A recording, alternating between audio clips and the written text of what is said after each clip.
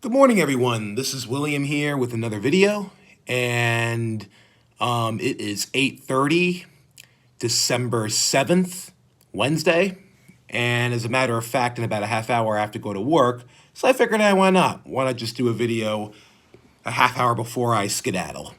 So, as I'm sure if some of you have watched, I have already two videos that I uploaded from yesterday.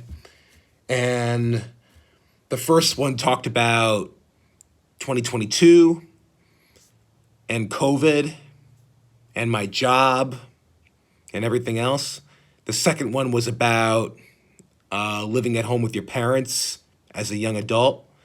But I figured for this video, I decided to bring up this topic about taking the hard path and always owning up to your mistakes, as in being honest. So let's dive into taking the hard path. So now I'm pretty sure a lot of people out there, not everyone, but a lot, always feel like it's always good to take shortcuts in life. Sometimes it's okay to take shortcuts in life, but not always. Sometimes you're going to have to learn how to take the hard path. And as a matter of fact, taking the hard path in life actually will help you be a lot more successful, and things will actually get better, will become better in the longer run. So here's a story that I actually want to tell you that actually definitely goes along with this topic.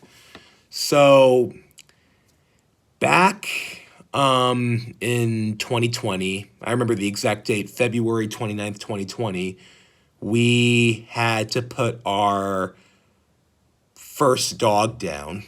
Currently, right now, I have another dog, but before the dog we have now, we had our first dog. Her name was Zoe. She lived to be 16 years old, so I believe we got her in 2003 all the way to 2020, which is a very, very, very long life. And, 16. So if you times that by seven, oh, God knows, I'm not really, my brain isn't programmed right now to do quick math right now, but it's definitely over 100 years in human years. So, and she was a very sweet dog. She was a little stubborn, just like the dog I have now, but she was much sweeter, not as fussy. But as time went on, I think when she was like probably like, I don't know, maybe 13 or 14 or something, like as like she reached her very old ages, she had so many problems. Like she had bladder problems. I think she had like suffered from like some kind of like problems, or like she was like snorting and huffing and sniffing constantly. She would pee in the poop in the house like nonstop because her bladder was like so weak that she couldn't really control and hold it in. So as when December of 2019 hit, this was when this was like during the end of my fall semester of my senior year of college.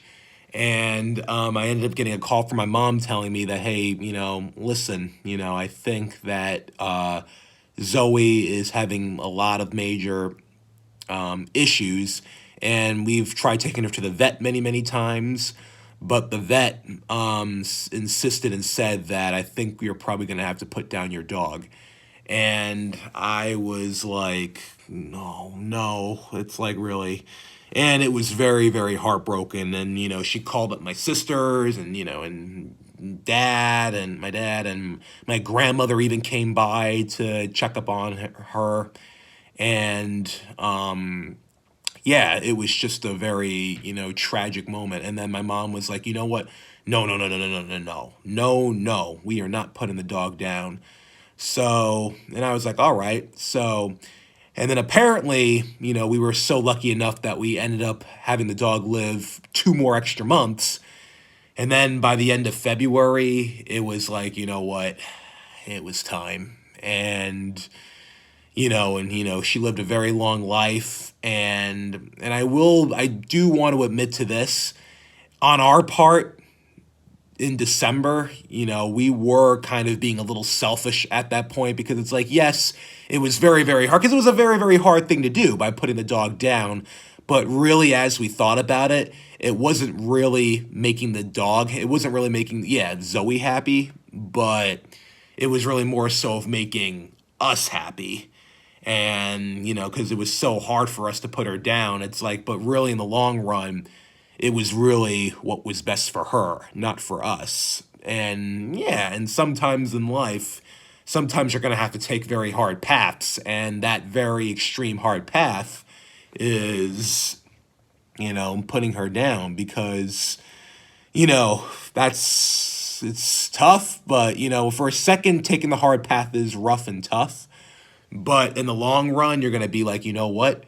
We did the right thing, and things have gotten a lot better in the long run, because the easy path was trying to keep her alive, but just keeping her alive while she was suffering and suffering made things worse, and it wasn't really best for the dog at all. What was really best for the dog is like having her be, you know, putting her in heaven where she belongs, not having her being alive and suffering constantly and having her get worse and worse.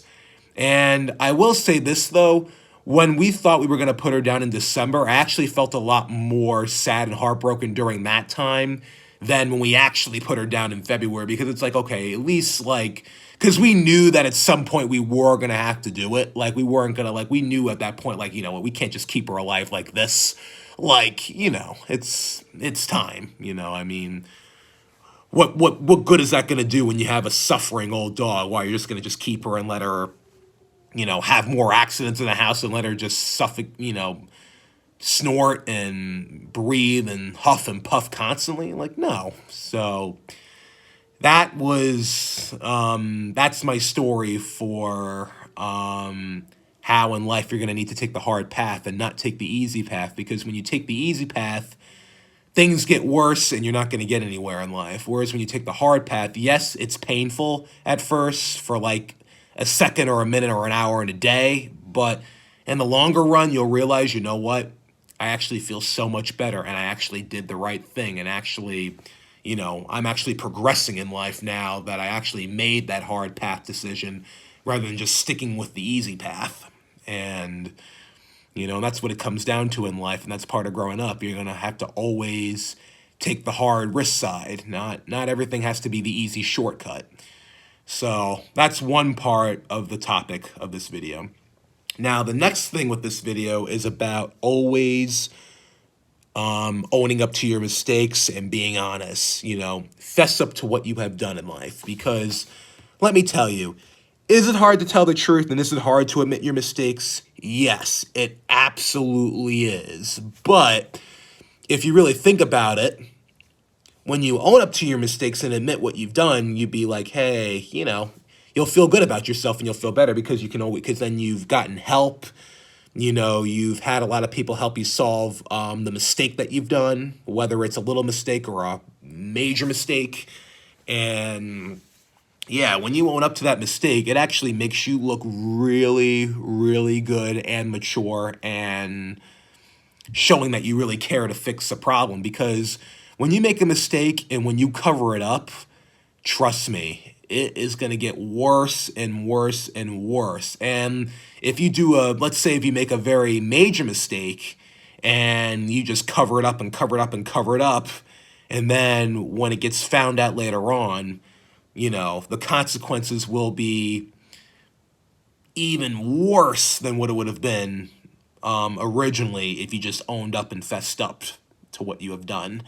And like I said before, telling the truth is not easy. It is a hard thing to do, but things will get better very quickly when you tell the truth rather than lying.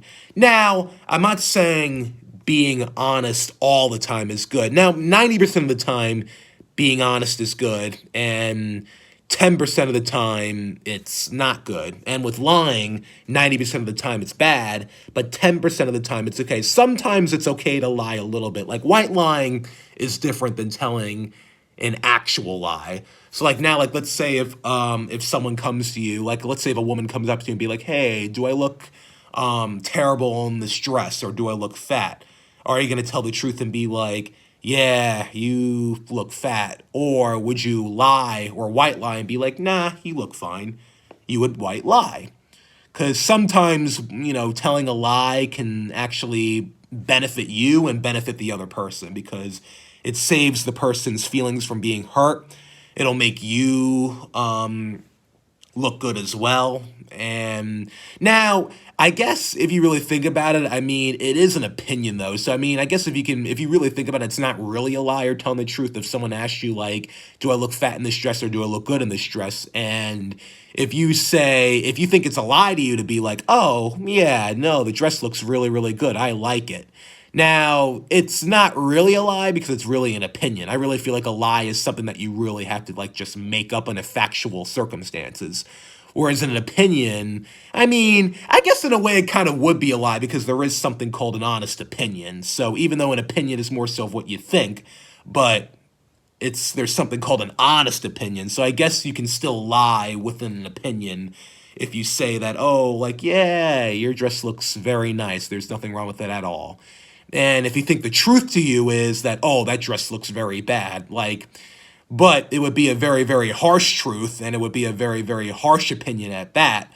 And like, yes, it's an honest opinion, but it's a very, very rude opinion. So yes, you can have your opinions, but also note to self. Also, just be careful of how you make your opinions because, like, yes, it's an opinion, it's not a fact, but there are honest opinions and there are rude opinions out there. So just keep in mind and just think about that. Always be careful what you say. So, yes, lying most of the time is horrible, but sometimes it's okay to white lie a little bit just to really boost up someone else's confidence and not make you look like, the bad guy and, just be disrespectful towards that person. And with honesty, don't always be honest. 90% of the time, yes, you need honesty is very important, but when it comes to certain things, 10% of the time, it's okay to not be honest. And, that's like really what comes down to. And, like let's say if you break your mom's favorite vase, would you lie and be like, "Oh, a bird flew in and just somehow just wasn't looking to where it's going and knocked down my mom's vase?" Or would you come clean and be like, "You know what, Mom? I am extremely sorry. I was the one that broke your favorite vase. I feel so bad, and I hope I never ever do it again, but I deeply apologize." In that regard, you would have to tell the truth. Lying in that circumstance is not good. So honesty is greater the time key because it builds trust in you, and not only just you, it builds trust in with your, whether or not with your best friends, your parents, your colleagues, your significant other, with anything in life. Honesty is one of the big things in life, 90% of the time. And then sometimes, a white lie can also help you benefit and benefit others as well. So, yeah, so that is basically what this video. And I figured I'd rather just put that out there for some of you that are struggling with owning up to your mistakes and being honest, or also struggling with taking the hard path and always just being in with the shortcuts all the time. I think this video would probably help out these people that are having these challenges with those two major things. So, yep, that's all I wanted to say. And I can't talk for too long because I have to get ready for work. You know, like I told you before in the first video that I uploaded yesterday, you know, work's important. Not always. Balance it out. Work and have fun, then come home and relax, and then even enjoy yourself with friends and everyone else on the weekends. All right, so I actually need to skedaddle right now and get myself situated and get myself into the working mode. See you soon, folks.